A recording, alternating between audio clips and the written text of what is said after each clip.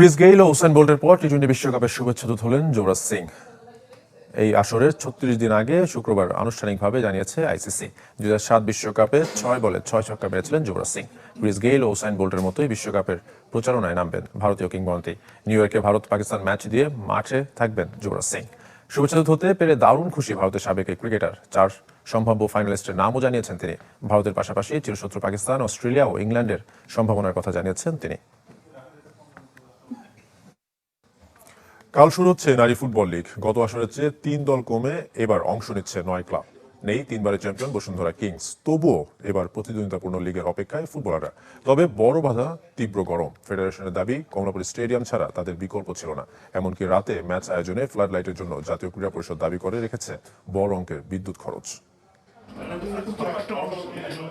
Football ভবনের conference রুমের AC থেকে টপ টপ করে পানি ঝরছে। একাধিক এসি থাকলেও জনসমাগমে পূর্ণ রুমটি ঠান্ডা করার জন্য পর্যাপ্ত নয়। এখানে বসেই গণমাধ্যমের সামনে নারী লীগ শুরুর ঘোষণা দিল বাফুফে। ঘরে যতটা গরম তার চেয়ে বেশি কমলাপুর স্টেডিয়ামের টার্ফে। শনিবার সেখানেই শুরু হচ্ছে লিগ।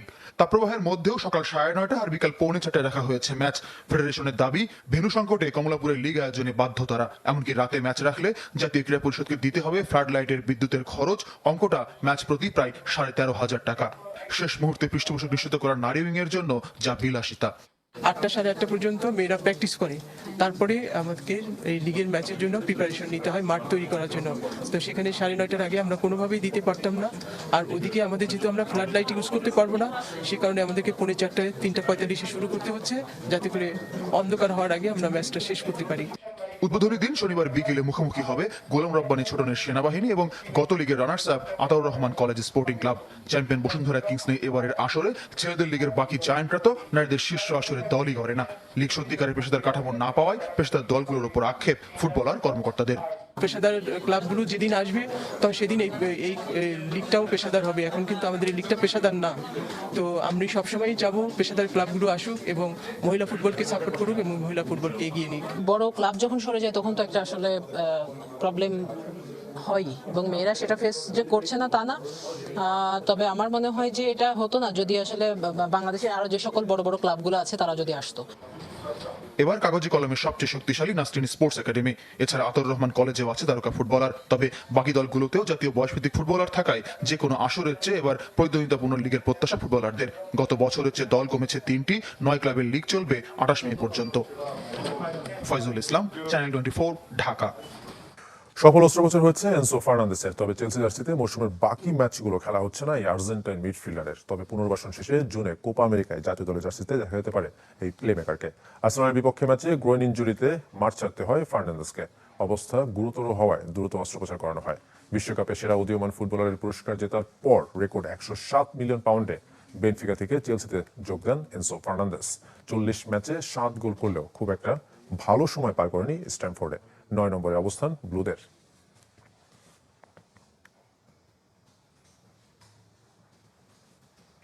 অলিম্পিকের আগে 4 শুটারকে উন্নত প্রশিক্ষণের জন্য জার্মানি পাঠাতে চায় ফেডারেশন। তবে আর্থিক সীমাবদ্ধতায় আটকে আছে পরিকল্পনা।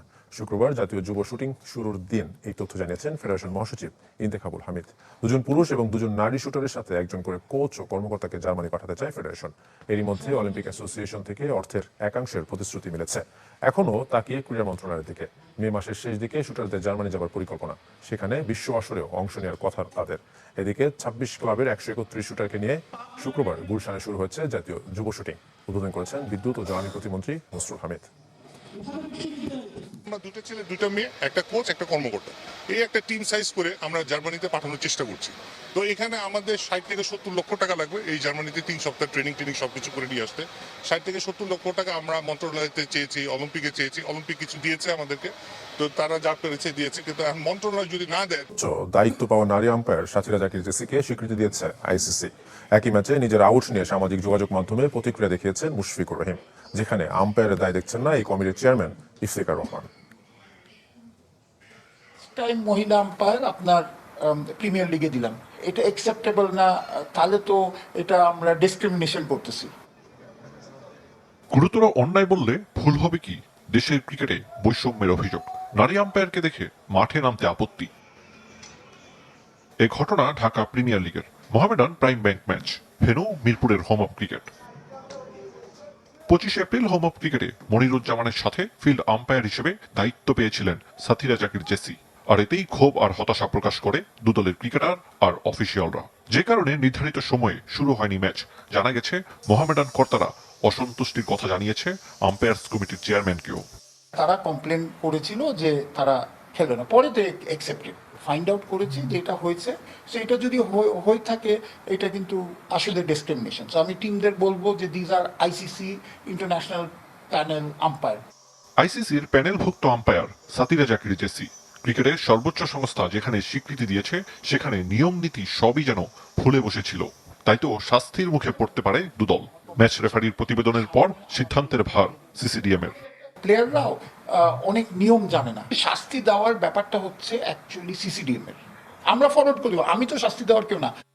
একই ম্যাচের অন্য ঘটনা মুশফিকের আউট। আবু হায়দার রনির এই ক্যাচ নিয়ে সামাজিক যোগাযোগ মাধ্যমে প্রতিক্রিয়া দেখিয়েছেন মুশফিক।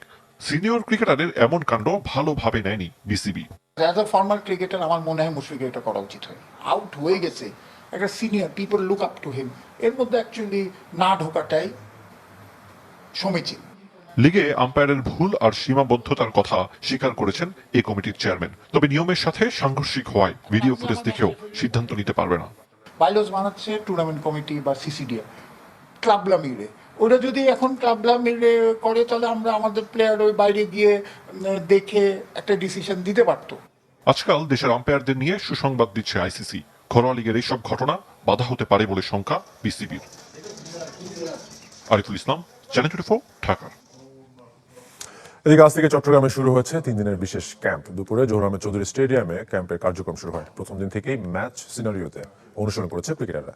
সব ক্রিকেটারকে আলাদা করে দায়িত্ব দেওয়া হয়েছে। ক্যাম্পের পারফরমেন্স দেখে রোববার জিম্বাবুয়ে সিরিজের দল ঘোষণা করবে বিসিবি। বিশ্বকাপের দলও এখান থেকেই চূড়ান্ত করা হবে। ক্লোজ ডোর ক্যাম্প হওয়ায় স্টেডিয়ামে গণমাধ্যমের প্রবেশাধিকার ছিল না। 3 মে থেকে শুরু হবে জিম্বাবুয়ের বিপক্ষে বাংলাদেশের 5 ম্যাচের টি-20 সিরিজ। এবার বাংলাদেশ ভারত নারী দলের সিরিজের খবর জানাবো। আজ অনুসরণ করেছে দুদল। সকালে সিলেট স্টেডিয়ামে ম্যাচ আবহে নিজেদের ঝালিয়ে নিয়েছেন ক্রিকেটাররা। ব্যাটিংয়ে বাড়তি মনোযোগী নিগার সুলতানার দল। বোলিং ফিল্ডিংয়েও বেশ সিরিয়াস স্বাগতিকরা। দুপুরে অনুসরণ করেছে ভারত। টাইগার স্পিনারদের কথা মাথায় রেখে লম্বা সময় নেটে ব্যাটিং করেছেন হারমানপ্রীত, স্মৃতি মান্দানারা। শনিবার সিরিজের ট্রফি উন্মোচন করা হবে। রবিবার 4 ম্যাচ সিরিজের প্রথম টি-20। সবগুলো ম্যাচই হবে দিবারাত্রি। ফার্স্ট অফ অল আগে ভালো খেলতে হবে, ডেফিনেটলি ভালো না খেলে তবে ম্যাচ জিততে পারবে না। সো যে টিম ভালো খেলবে দিন শেষে সেই টিমই ম্যাচ জিতবে। সো আমাদের চেষ্টা থাকবে যে ভালো খেলে কীভাবে আসলে আমরা জয়লাভ করতে পারি, আমাদের সেই চেষ্টাই থাকবে। আমাদের টিম এখন আগের থেকে অনেক বেটার শেপে আছে। আমি মনে করি যে আলহামদুলিল্লাহ যে আমরা যদি আমাদের প্ল্যান ওয়াইজ খেলতে পারি আমরা আলহামদুলিল্লাহ ভালো কিছু করতে পারবো।